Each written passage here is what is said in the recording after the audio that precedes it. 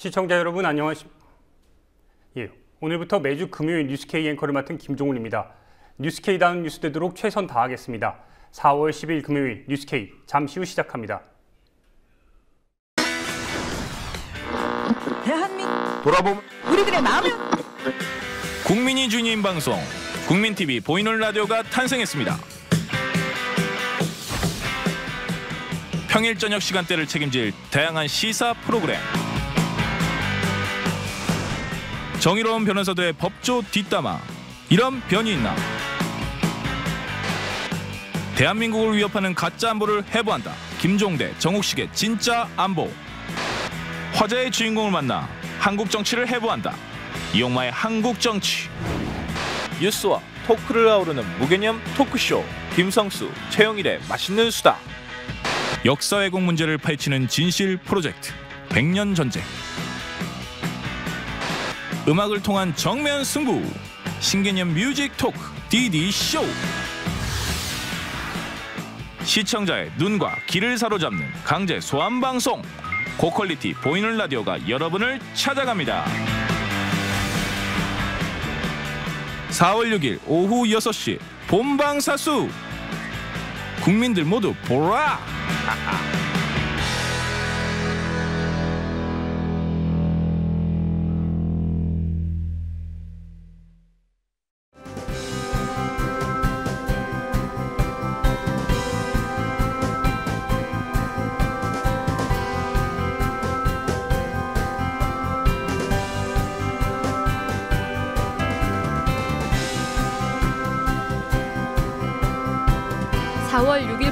뉴스K가 퇴근길에 함께합니다.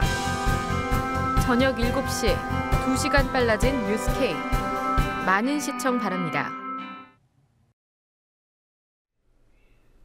성완종 전 경남기업 회장이 정치권에 금품을 건넨 정황을 기록한 메모지가 발견돼 논란이 일고 있습니다. 이른바 성완종 리스트라고 불리는 이 메모에는 유력한 정치인 10여 명의 이름과 금액, 날짜 등이 적혀 있는 것으로 알려졌습니다. 자원외교 비리 수사는 물론 정치권에도 큰 파장을 일으킬 것으로 보입니다. 정치권 취재하고 있는 권현주 기자와 자세히 한번 알아보겠습니다. 안녕하십니까? 성완종 리스트, 이 메모가 어떻게 발견된 겁니까?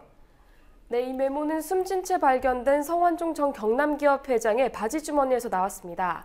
경남기업 수사를 맡고 있는 최윤수 서울중앙지검 3차장은 오늘 오전 브리핑에서 검시를 하는 과정에서 고인의 바지 주머니에서 메모지가 한 장 발견돼 검찰이 확보했다고 밝혔습니다.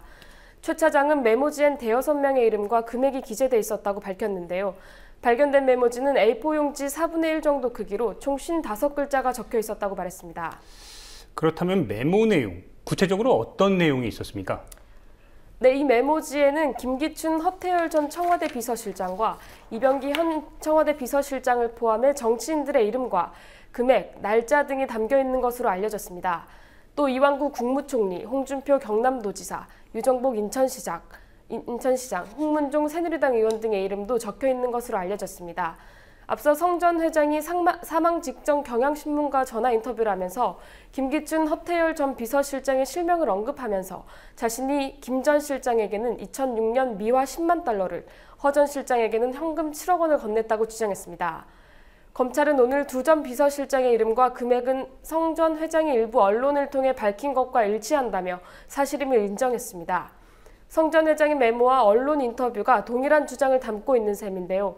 검찰은 우선 필적 감정을 통해 메모 작성자가 성 전 회장이 맞는지 확인할 방침입니다. 홍준표 경남도지사를 제외하면 대부분이 친박으로 분류되는 인사들로 현 정권 실세 인사라고 볼 수 있습니다. 특히 전현직 대통령 비서실장 3명의 이름이 들어있는 게 눈에 띕니다. 이 때문에 자원외교 수사로 친이계로 튄 불똥이 친박계는 물론 박근혜 대통령에게까지 번질 것으로 보입니다.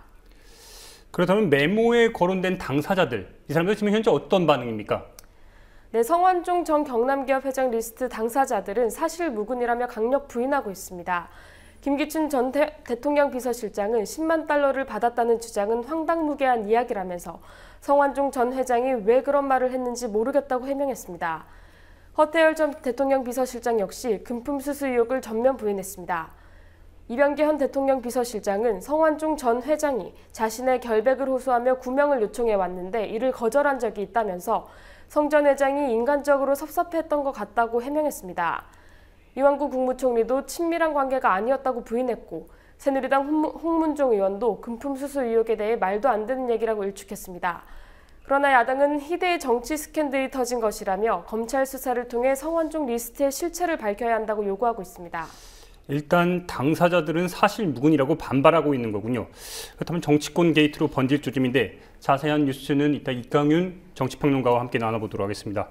다음 소식도 한번 알아보죠. 한국을 방문 중인 애슈턴 카터 미 국방장관이 오늘 한민구 국방장관과 회담을 했는데 어떤 이야기들을 했습니까?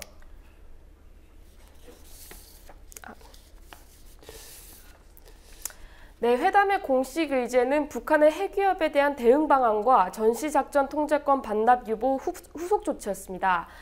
한미 양국 장관은 회담에서 북한의 핵미사일 대응 방안을 집중 논의한 것으로 알려졌습니다.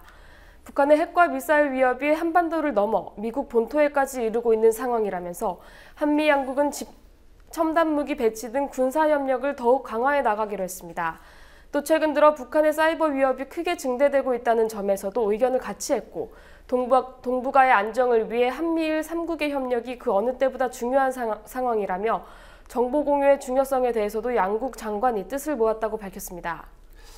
이번에는 최근에 논란의 중심에 섰던 고고도 미사일 방어 체계, 즉 사드 배치, 이것 때문에 관심이 많이 쏠렸는데 이와 관련돼서는 진전된 논의가 있었던 겁니까? 네, 사드 배치와 관련해 공식적인 논의는 없었던 것으로 알려졌습니다. 사드 배치 가능성을 묻는 질문에 한민구 국방부 장관은 사드는 오늘 회담 의제에 포함되지 않았다면서 그 이유는 아직 생산 단계에 있기 때문이라고 말했습니다. 카터 미국 국방부 장관 역시 현재 생산 단계에 있는 무기 체계이기 때문에 현재 세계 누구와도 사드 배치를 논의할 단계는 아니라고 생각한다고 밝혔습니다. 이 때문에 여권 일부에서 제기되는 사드 도입론은 생산도 되지도 않은 무기를 배치해야 한다고 주장하는 셈이어서 상당한 비난이 제기될 것으로 보입니다. 네, 여기까지 듣겠습니다. 권율 기자 고생하셨습니다. 이완구 국무총리가 대통령령 시행령 안을 즉각 폐기하고 3.4 일주기 이전 세월호 선체 인양 공식 선언이라는 답을 명쾌하게 하지 않는다면 오늘 면담은 어떠한 의미도 없는 정치적인 쇼에 불과함을 분명히 하기 위함입니다.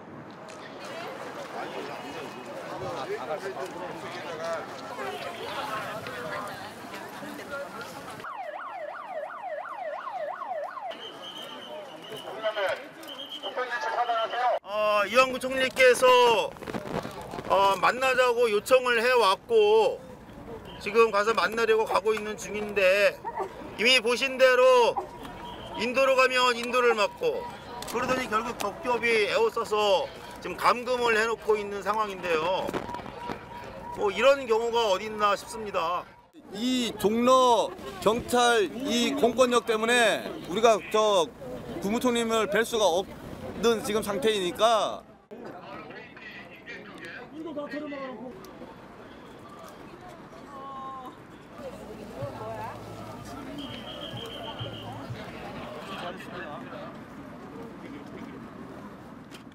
근데 저희들로서는 이제 경찰이나 이쪽은 나중에 저희가 확인을 해보니까 이게 신고가 안 되고 집단적으로 이동하는 거는 질서 유지상 신고를 해야 되는 상황이다. 네, 모르겠어요. 그 법은 그쪽에서 집행을 하는 거 저희가 확인은 안 해봤지만 그리고 삼청동 그 공간 앞이 굉장히 협소하고 사람들도 많이 다니고 청와대도 옆에 있고 해서 저희들은 11분이 오시기로 제 시간에 오시기로 했으니까 왜 안 오시는지 그걸 확인을 했을 뿐이고 근데 여기에서 이제 이렇게 단체로 오시겠다고 한 게 막혀 있는 상황이잖아요. 그래서 달려온 거예요, 저희도. 저희들이 무슨 지시를 하거나 뭐 막아라 이런 적은 없습니다. 우리 가족들은 다시 광항방장으로 돌아가겠습니다.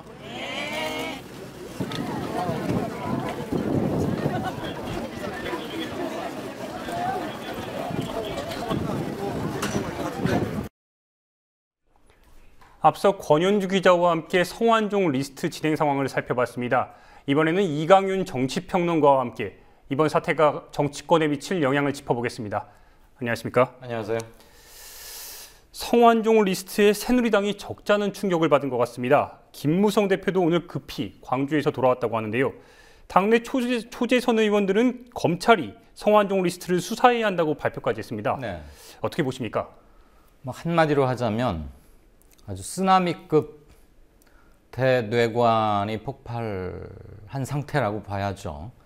이 파장이 어디까지 미칠지, 그리고 어디까지 누구에게까지 직접적인 타격을 미칠지, 그다음에 지금 여권 전체가 총체적으로 위기에 빠진 것은, 큰 충격에 빠진 것은 사실인데, 그 중에서도 친박계의 핵심들이 이른바 성완종 리스트에 나와 있는 거 아닙니까? 일단은 수사를 피하기는 힘들 겁니다. 왜냐하면 검사의 그 업무를 정한 관련 법령을 보면 범죄 혐의를 인지하거나 범죄 혐의가 포착됐을 때 검찰은 그것을 수사해야 할 의무와 권한이 동시에 있는 거예요. 근데 지금 이것은 포괄적 뇌물죄로 보여질 수도 있고, 뭐 정치자금법이 아닐까. 왜냐하면 경제활동을 하다가 정가에 입문했던 사람이 친박계의 핵심 거물들에게 상당한 거액을 지금 뿌린 것으로 여겨지지 않습니까? 아직 그게 최종 확인된 건 아니고 당사자들은 부인하고 있지만, 네. 그렇다면 그건 정치자금법의 적용을 받을 수도 있는데, 그것은 현행법상 공소시효가 5년이기 때문에 그것은 이미 2007년에 지금 이런 금전수수가 있었다고 하니까 그것은 해당되지 않을 거고요. 대신 뇌물죄, 포괄적 뇌물죄는 충분히 적용이 가능하다고 봅니다. 그리고 검찰이 과연 지난번 성완종 전 회장의 집과 사무실 이런 거에 대해서 압수수색을 했을 때 관련 장부를 획득하지 못했느냐, 이런 의문도 지금 충분히 제기 가능하거든요. 자결을 결심하고 새벽에 집을 나선 사람이 굉장히 옹색하게 좁은 메모지에 55자, 55글자의 뭐 이름과 메모 시점만 적고 나갔다는 것의 신빙성, 뭐 그런 것도 조금 지금 해볼 필요는 없어요. 어쨌거나 경향신문 기자와 통화한 내용과 바지 속에서 나왔다는 이른바 성완종 리스트 그 메모지에 일치한다는 것은 검찰이 확인을 했기 때문에 말과 글이 현재 일치하고 있고 범죄 사실은 충분히 적용 가능하다고 보기 때문에 수사를 안 하고는 넘어갈 수가 도저히 없을 겁니다. 그런데 그 수사가 어떤 물증을 얼마나 확보해서 입증해낼 수 있는지, 왜냐하면 이 뇌물수사라는 게 돈 준 사람과 받은 사람 둘밖에 없는데 어느 한쪽에서 잡아 떼버리면 굉장히 수사가 벽에 부딪히죠. 물증을 구하기가. 네. 그런데 돈을 줬다고 진술을 할 사람은 이미 고인이 돼 있지 않습니까? 그럼 더 이상 진술을 못하는 거죠. 있다는 것은 경향신문 기자와 마지막에 나눈 50분간의 통화 음성 파일과 자필 메모, 이겁니다. 장부가 있는지 없는지가 굉장히 중요할 겁니다. 그 과정에서 검찰은 당연히 수사를 안 하고 넘어갈 수는 없을 텐데 그 수사의 강도와 수사하겠다는 의지, 이게 굉장히 중요하겠죠. 왜? 권부의 핵심에 현재 있거나 이 직전까지 권부 현 정권의 핵심을 거쳐간 사람들이 직접 연루되어 있기 때문에 어마어마한 정치자금 스캔들이다. 그래서 제가 쓰나미급이라고 표현했습니다. 쓰나미급 사건이라. 그렇다면 야당에서는 이 사건과 관련해서 성완종 리스트는 그 방금 말씀 주신 대로 친박 권력 최대의 부패 스캔들이라고 지금 이야기를 하면서 네. 검찰 수사를 촉구 있는데요. 네네. 어떻게 보십니까? 그건 야당으로서는 당연히 취해야 할, 그건 정치 공세라기보다는 당연한 정치적 요구인 것이죠. 지금 그러지 않아도 박근혜 대통령이 이완구 총리 취임하고 나서 부패 비리와의 척결을 마치 현 정권의 명운을 걸고 추진하겠다는 듯이, 그리고 대통령 본인도 도려내야 하겠다라고 강하게 언급하지 않았었습니까? 그래서 심지어 이완구 총리가 법무부 장관과 안행부 장관인가를 양쪽에 이렇게 세워두고 특별 대국민 담화까지 했고, 그 첫 번째 수사가 지금 해외 자원 외교 관련 비리였고, 그것의 그 수사를 풀어나가는 첫 열쇠, 첫 단추가 경남기업이었단 말이에요. 그런데 그 성완종 회장이 지금 그 핵심에 있다가 자결을 한 것으로 자결을 했는데, 문제는 자원 외교 비리의 전체이자 유일한 대상이자 최고급 몸통이 경남기업은 아니라는 얘기죠. 회사 사이즈로 보나, 정부 나라 돈이 성공불융자라는 형식으로 투입된 규모로 보나 경남기업보다 훨씬 크게, 그리고 훨씬 오래전부터 해외 자원개발 사업을 해오던 것들이 있는데, 경찰은 아마 수사에 돌입하기 전에 취득한 여러 가지 내사 정보나 첩보, 그다음에 직간접 물증, 방증들을 종합해 보건대 경남 기업이 일단 수사하기 좋았다고 판단을 했을 겁니다. 그곳을 통해서 광물자원공사라거나 정부 국영기관, 단체 이런 것들을 통해서 수사를 확대해 나가려고 하던 즈음이었겠죠. 경남 기업이 초미의 관심사인 기업은 아니었단 말이에요.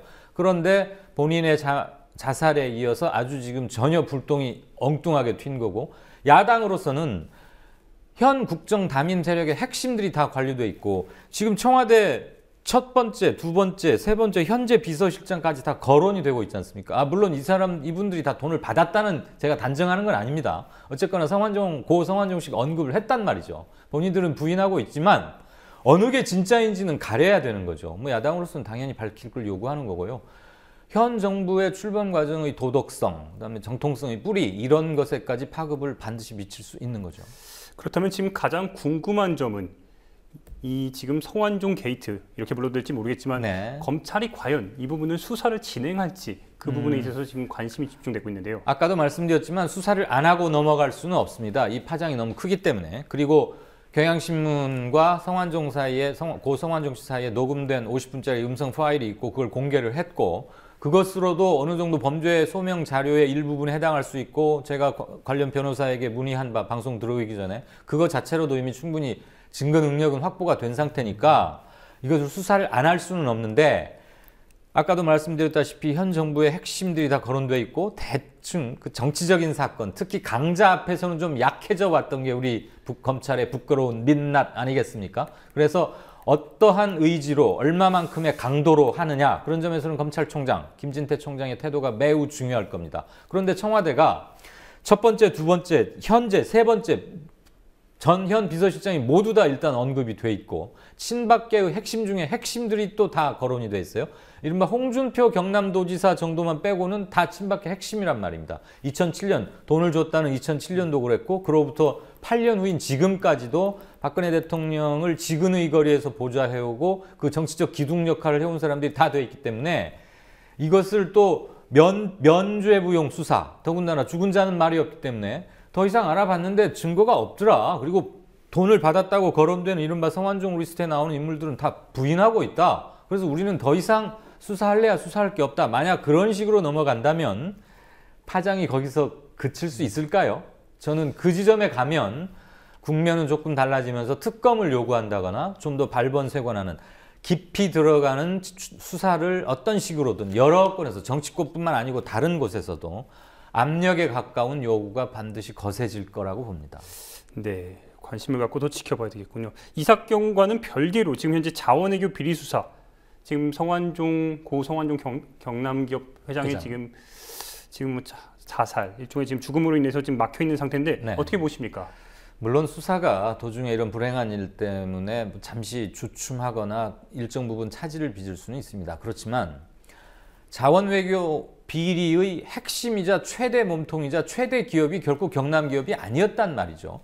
이 외에도 재벌급, 준재벌급 관련 회사들이 굉장히 많습니다. 그리고 아직 공기업 부분에 대한 수사도 이루어지지 않았기 때문에 저는 아마 검찰과 성완종 전 경남기업 회장 사이에 무슨 플리 바게닝, 유죄 인정 대신에 양형을 좀 낮춰주는 그런 걸 시도하거나, 또는 성완종 씨가 수사를 받는 과정, 18시간 조사받았다는 거 아닙니까? 그 과정에서 이것과는 별건으로 어떤 개인적 약점 같은 것을 잡고 검찰로부터 모욕감을 느끼고, 그래서 이렇게 극단적인 선택을 한 게 아니냐 싶은데, 이것 때문에 수사가 중단될 것 같지는 않습니다. 왜냐하면 대통령의 강한 언급도 있었으려니와 자원 외교로 인해서 탕진된 국고가 몇십 조인데 경남기업 하나에 의해서 초래된 손실액은 그거의 몇십 분의 1, 몇백 분의 1밖에 되지 않기 때문에 아직도 밝혀내야 할, 수사상의 채광해야 할, 채굴해야 할, 캐내야 할 거리는 굉장히 많은 거죠. 그러니까 이걸로 수사를 덮는다는 것은 국민정서상도 그럴 뿐더러 수사의 기법상도 옳지 않다고 봅니다. 그렇죠. 말씀을 종합하면은 수사의 방향이 보면 투트랙으로 갈 수 있다는 걸로. 네. 그건 정치자금법 또는 포괄적 뇌물죄에 관한 것은 이것과는 완전히 별건으로 가야 하는 것이죠. 자원외교 비리팀에서 그 수사까지 함께 할 수는 없는 것이고요. 네. 네, 알겠습니다. 마지막 질문 한번 확인해 보겠습니다. 가깝게는 지금 4.29 재보선에 이 성완종 게이트가 엄청난 영향을 미칠 것 같은데 네. 어떻게 보십니까? 뭐 상식적으로 추론하다시피 당연히 현재의 여권의 악재일 것임은 분명한데 이 정권의 핵심들이 그러니까 성완종 리스트가 사실이라는 전제하입니다. 근데 그 4.29 재보선 날까지 이 수사 결과가 중간 발표 내지는 뭐 어느 정도 나오리라고는 기대하기 어렵습니다. 근데 수사가 아주 미진해도 민심으로부터 지탄을 받을 것이고요. 수사가 어느 정도 진척된다고 해도 중간 결과까지 나오진 않을 거지만 이렇게까지 썩어 있나? 그다음에 도대체 무슨 고리로 이렇게 큰 돈이 오갔나? 특히 김기춘 비서실장 같은 경우는 한나라당 당시 대표 신분이던 박근혜 대표가 독일 등 유럽 갈 때 그 명목으로 이렇게 뭐 쓰시라고 줬다는 거 아닙니까? 미화 10만 달러. 돈을 준 정황도 매우 구체적이기 때문에 사실일 가능성이 어느 정도 좀 높다고 보여지는 것이죠. 이 부분에 대해서 여당이 어떻게든 해명을 하거나 설명을 하지 않는 한 근데 과연 그게 어떻게 납득이 될 수가 있겠습니까? 뇌물이 납득되는 건 불가능하지 않습니까? 네. 그러므로 굉장한 악재임은 분명한데 야권 후보들이 난립이 돼 있는 상황은 구조적으로 바뀌진 않아요. 다만 여권은 상당히 쉽게 풀어갈 수 있는 선거였는데 돌출적인 것 때문에 특히 친박계는 부메랑을 맞은 격이고 그래서 선거 구도는 좀 더 복잡해지겠다. 그렇지만 야권 분열이 돼 있는 한 선거 구도가 근본적으로 변하지는 않는다. 왜냐하면 재보선은 굉장히 투표율이 낮고 충성도가 높은 조직층, 견고한 지지층들을 얼마나 많이 투표종으로 데리고 가느냐의 싸움이기 때문에 통상 35%를 넘기가 힘들기 때문에 그 점은 감안해야 할 겁니다. 네, 여기까지 듣겠습니다. 감사합니다. 고맙습니다.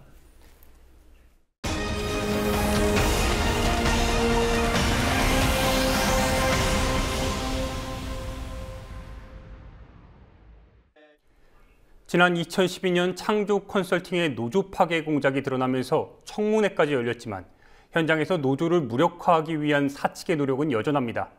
법망을 피해가기 위한 새로운 꼼수에 전직 경찰과 위장 취업까지 동원됐습니다. 현대자동차 부품업체인 가브로토텍의 이야기입니다. 가브로토텍이 고안한 신종 노조 파괴 수법을 성지훈 기자가 취재했습니다. 가브로토텍은 충남 아산에 있는 자동차 부품업체입니다. 현대차에 자동차 에어컨 공조기를 납품하는 이 회사는 연 매출만 2,500억에 달합니다. 하지만 가브로토텍이 금속노조에 가입하지 않는 조건으로 신규 직원을 채용해 노조 파괴를 기획했다는 주장이 나왔습니다. 신종 노조 파괴 수법이라는 지적입니다. 더구나 사측이 채용한 신규 직원 중엔 전직 경찰 출신도 있어 노조 파괴 브로커가 개입된 조직적 행위라는 의문도 제기됩니다.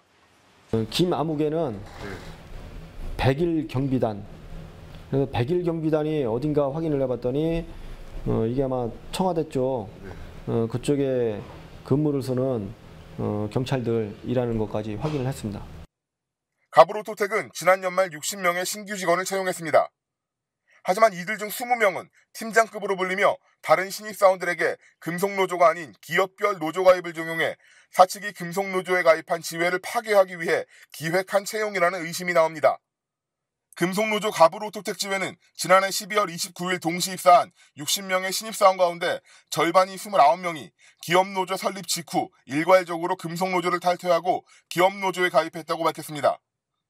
지난 7일에도 12명의 신규 입사자가 무더기로 금속노조를 탈퇴하고 기업노조에 가입했습니다.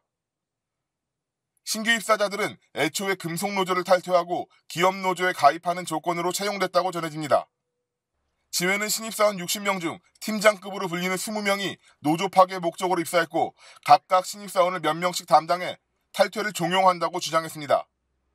지회는 이어 팀장급과 사측 관리자가 수시로 만나며 팀장급들은 별도의 임금을 추가로 받고 신입사원들에게 기업노조 가입을 종용하며 가입하지 않을 경우 퇴사당한다는 협박도 한다고 주장했습니다. 이 같은 정황은 기업노조 가입 압박에 시달리던 신규 채용자의 제보가 금속노조 충남지부와 가브로토텍 지회에 전해지면서 드러났습니다. 특히 팀장급으로 불리며 금속노조 탈퇴를 주도하고 있는 인사 중 일부는 청와대 내부 경비를 담당하는 100일 경비단 소속의 전직 경찰과 가브로토텍 계열사인 동국실업에 노사분규에 개입했던 사측 인사도 포함된 것으로 전해집니다. 기업노조는 공장 곳곳에 금속노조를 비난하는 대자보를 붙이는 등 노조 흔들기에 본격적으로 나서고 있습니다. 하지만 사측은 금속노조와 지회의 주장은 사실이 아니란 입장입니다. 신규 채용은 근로시간 단축에 의한 인력 확충의 일환으로 노조 파괴와는 전혀 무관하다는 주장입니다.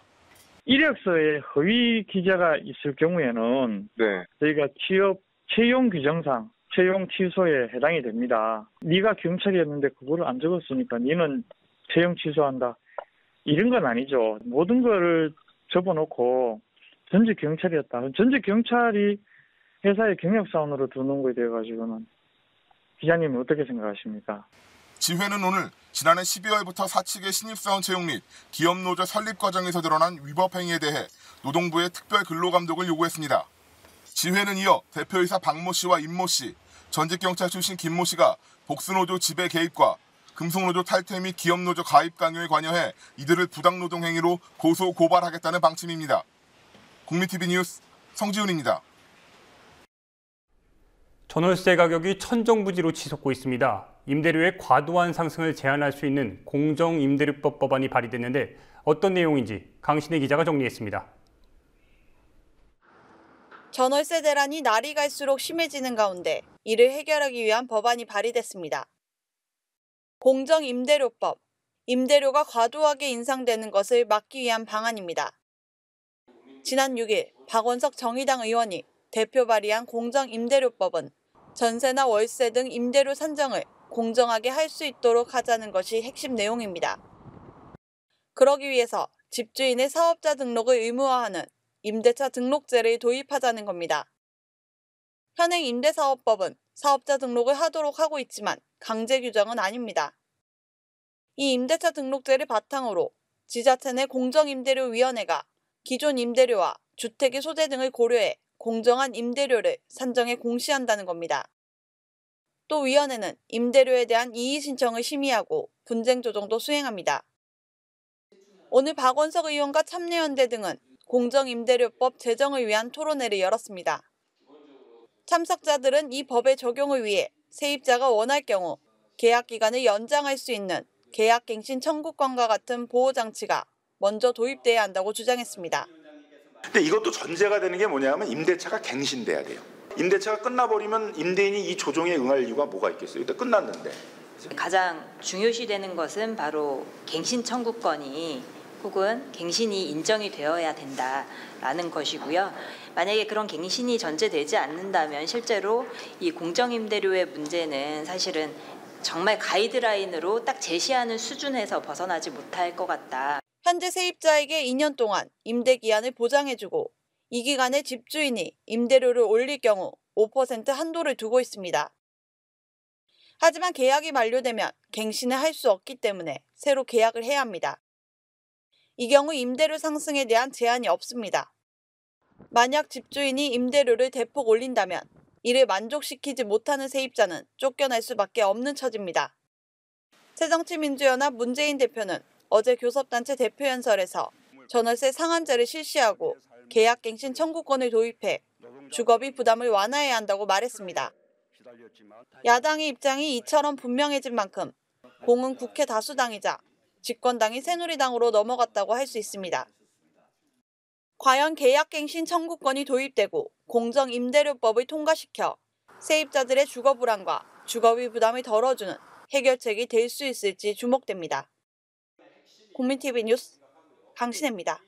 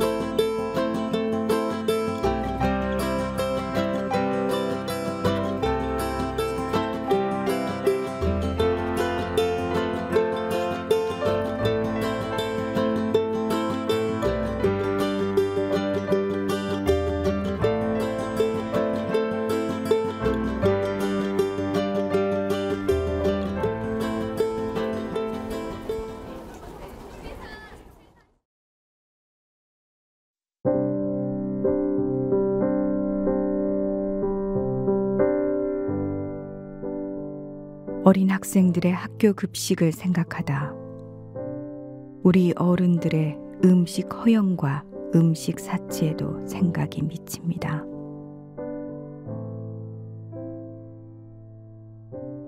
명품을 열망하고 대박을 쫓고 배보다 마음을 채우려고 값비싸고 치장이 많은 음식을 찾아다니는 어른들의 마음에도 구멍이 나 있는 건 아닌지.